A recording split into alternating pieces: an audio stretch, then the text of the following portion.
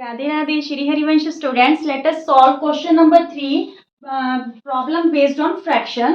क्या स्टेटमेंट है यहाँ पे थर्ड क्वेश्चन की? The denominator of a fraction exceeds the numerator by 3।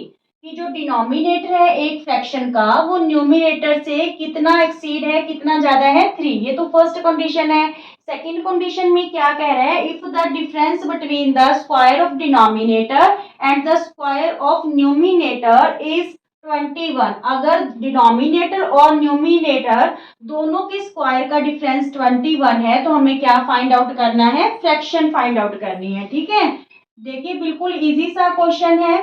सबसे पहले हम लेट न्यूमिनेटर को x लेट कर लेते हैं। ठीक है, let numerator equal to x। ठीक है, और डिनोमिनेटर को क्या लेट कर ले?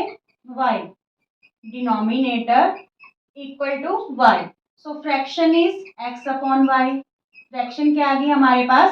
x upon y, numerator upon denominator, और यही हमें क्या करनी है? फाइंड आउट करनी है। ठीक है, अब देखिए according to question first condition में क्या कह रहा है कि जो डिनोमिनेटर है वो न्यूमिनेटर से कितना एक्सीड्स है? 3। ठीक है, कितने से एक्सीड्स है? 3 से। डिनोमिनेटर को हमने y लेट किया है, न्यूमिनेटर को हमने x लेट किया है +3। ये इक्वेशन 1 सेट होगी हमारे पास। क्लियर?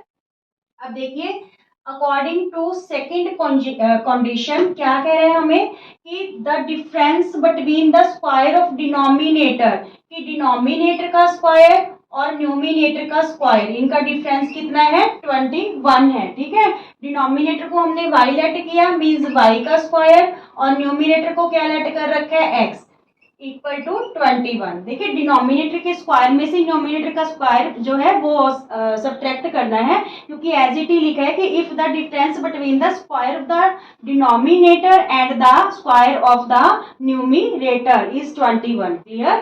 तो यहाँ पे देखिए, यहाँ पे हम क्या करेंगे? हमारी इक्वेशन सेकंड है।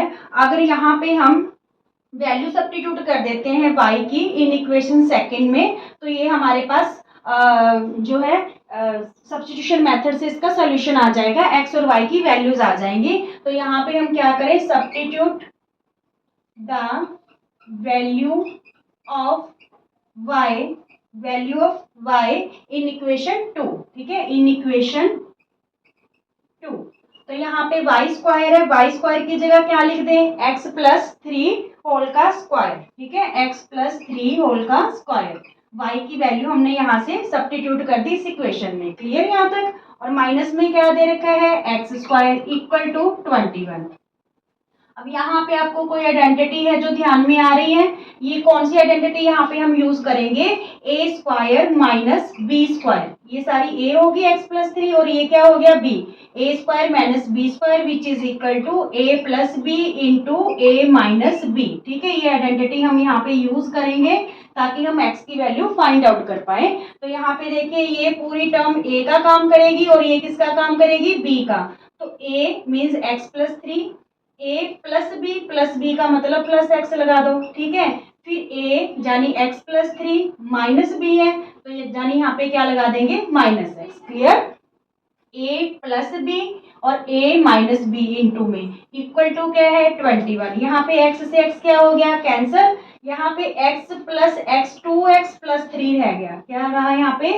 2x प्लस 3 इंटू में क्या बचा हमारे पास? 3 इंटू में क्या बचा? 3 इक्वल टू 21। क्लियर हुई ये बात? यहाँ पे जो ये चीज बनी, जब हमने वैल्यू सब्स्टिट्यूट की y की इक्वेशन 2 में, यहाँ पे y की जगह हमने x प्लस 3 रख दिया, होल का स्क्वायर है और यहाँ पे x का स्क्वायर है। इट्स मीन्स यहाँ पे हम आइडेंटिटी यूज कर सकते हैं a square minus B square which is equal to a plus B into a minus B.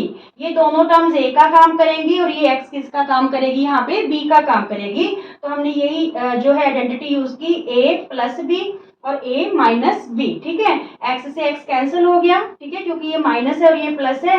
यहाँ पे x plus x 2x plus 3 आ गया, मल्टीप्लाई में क्या बचा? 3 इक्वल टू 21। ठीक है, इक्वल टू 21।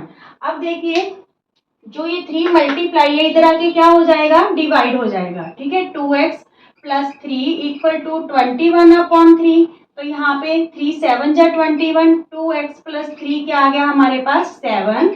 तो यहाँ पे ये प्लस 3 राइट हैंड साइड जाके क्या हो जाएगा -3, तो यहाँ पे 7 में 3 माइनस करेंगे तो 4, x की वैल्यू 4/2, क्योंकि मल्टीप्लाई इधर आके डिवाइड, 2 2 जा 4, x की वैल्यू हमारे पास क्या आ गई 2, ठीक है।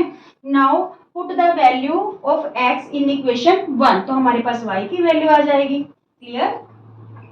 Put the